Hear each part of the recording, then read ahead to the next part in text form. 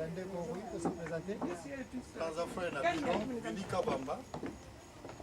Oui, passé dans le Willy Kabamba. Et puis, la gauche, dans la sœur Déborah Lubula.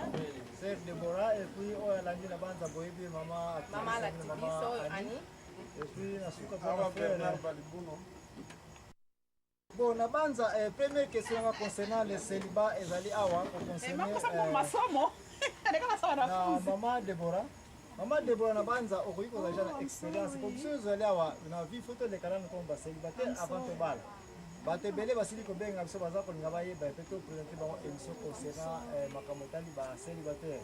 Naza quelques questions na poser et puis le connaît se doit la réponse ou la suggestion à quoi tu veux le pas. Première question na ezali te batu mususu mona avandi kaka boye balobi ete ali ko bala bongo soit ba ponele mwasi. Awi ko mwasi te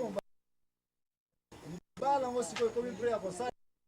Moi ça limite à limiter. Il se passe un problème là. Est-ce que qu'est-ce que tu as dit là-dessus na bala ou ezali que bala yebete moi si tu yebete quelle est ta réponse là? Bon, la kanisi pour la question là. Ata batu bayebani avant babala na. Kala zam tu moko il faut na yeba toujours volonté en zambe na kati ya libala. Ce n'est pas que il faut batuba bayebana avant akobala mais nakanisi soko kutani na muto koyebana no rien que premier contact au sentir background na c'est-à-dire esika uti boko solo la pe boko yebana. Je crois que le premier contact est très important. Parce que mon ingano a ouvert, ceux qui beaucoup dialoguer, parce que pour la communication est très important. Et bien sûr, par-dessus tout, volonté et ensemble. Je crois qu'il faut prier pour demander vraiment la volonté. Parce que la Bible nous dit les éternels enrichissent et ne se font suivre d'aucun chagrin. Merci. Eza mabete pona mutu oyo azaliki azana no célibataire bon ba ponele mwasi to mobale donc possibilité ezaliki mabe ezate na décision ndengwana na libala ndengwana na ntango célibataire. Écoute kopona eza mabete parce que eza batu musu babali mingi parce que ba camarade bakutanisi bango hein ya moni azana camarade na ye moko alingi abala yebi esika mwana mwasi moko pesa mwana mwasi wana sepelisaka ngai hein. Bon, ceux qui bakutani ici bango ça peut être aussi la famille le bien la famille wana. En tout cas na mona bazana bizalelia bien, parents na bango bayokana ka bien. Donc ceux qui bakutani te po basolo, il y a pas moyen aussi que bayebana. Ba ko uta ba horizon différent mais ceux qui bakutani et loko nde nazaka nango d'accord penza te eza oya ko tu vas bien aussi te balayer au quotidien. Mais ceux qui a componé la mutu, tant que batona va recouter en avant, nazomo na mabete. Bon, si ko question mususu bande ko basili ko tuna biso ezali ete bakamusu ezalaka ke mwasi balingi ko bala na fiancé na ye, fiancé yango ba brouiller bimiete ndenge olingi ko bala mobali oyo kala mingi te ou bien dans les années passées azalaki ko tourner na cousine na yo ou bien na sœur na yo. Siko yo qui va brouiller de wana. Siko lingi déjà mobali yango. Qu'est-ce que tu en dis là-dessus? De sonner aux andengini. Raison question eyeli passé ba comparer kaya Jacob mutagena ko bala Rachel et puis tamo boye ba yesu ko pesa e Léa. Est-ce que Jacob azaki na choix a refusé que alokola déjà basi ba betinga e G awa na sina zu déjà Léa. Fallait plus à continuer na Rachel parce que tu ne peux pas mélanger deux sœurs à la fois. Est-ce que vous avez une opinion là-dessus d'abord avant de répondre à Kaya Batbaouiki Brouike frère Olingo Bala, Abalokaja na sœur na Kala ou bien na cousine na yo. Comparé na Oya Jacob, Ayeba qui était a vu déjà Léa. Mais Rachel a un célibataire, il a Rachel libre, parce qu'il avait déjà Léa. La question est un peu complexe, hein? Mais avant na yeba liloba, na kokai ko juger na kokai ko loba non, il peut pas. Akoki ko zwa moi c'est lobi atambola kina ndeko na ye avant. Oui. Mais soko tangi Bible, hein? Parce que na kanisi pe eza eloko ko comparer na problème ya Rachel na Léa, parce que na problème ya Rachel na Léa.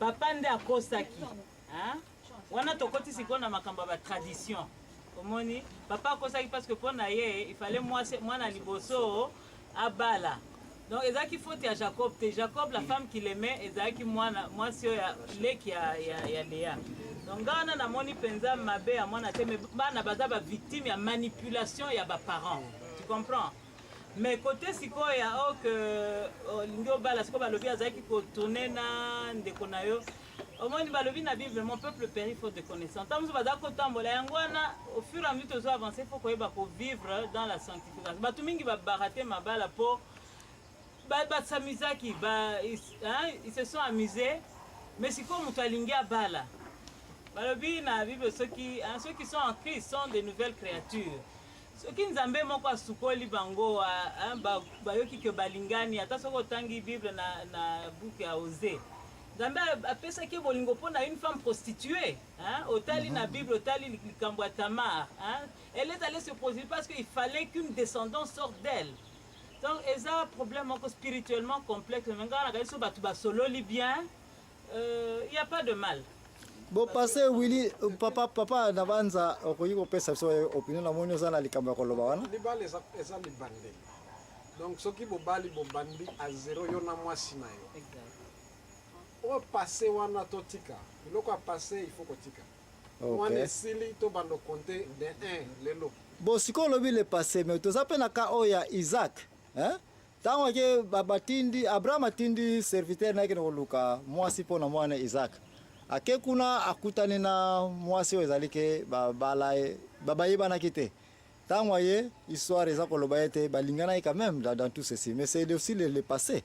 Mais pourquoi bino boza koloba ke to landa exemple ba histoire le passé te mais dans l'anta libala ya Rebecca na Isaac ba toza toujours comme modèle.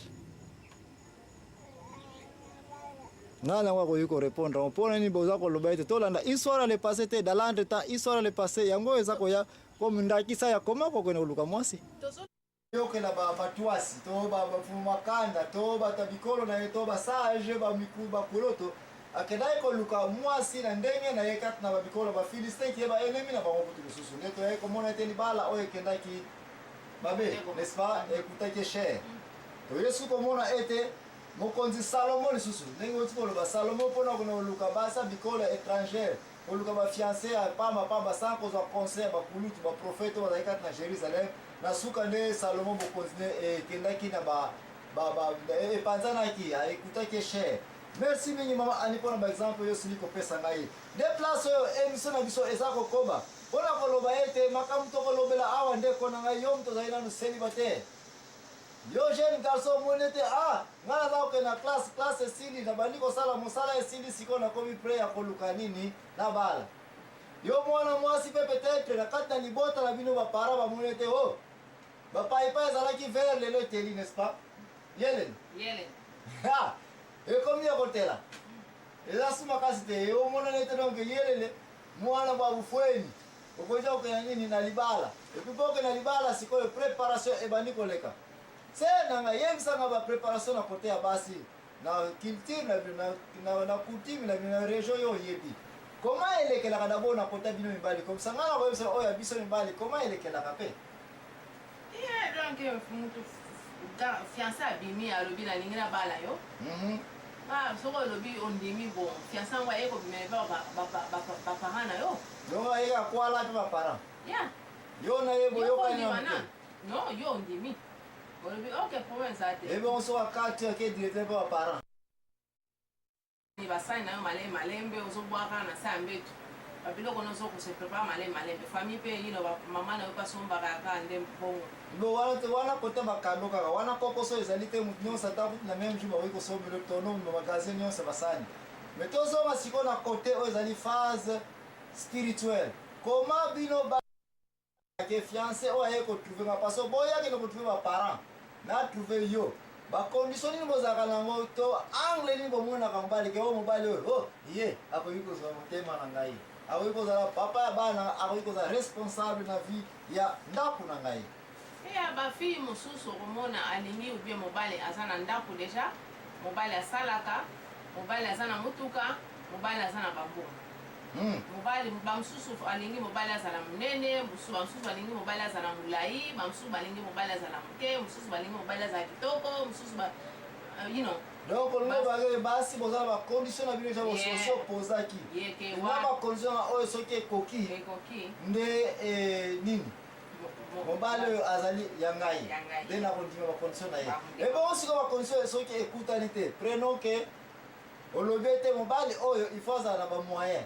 Bon azala étudiant par exemple.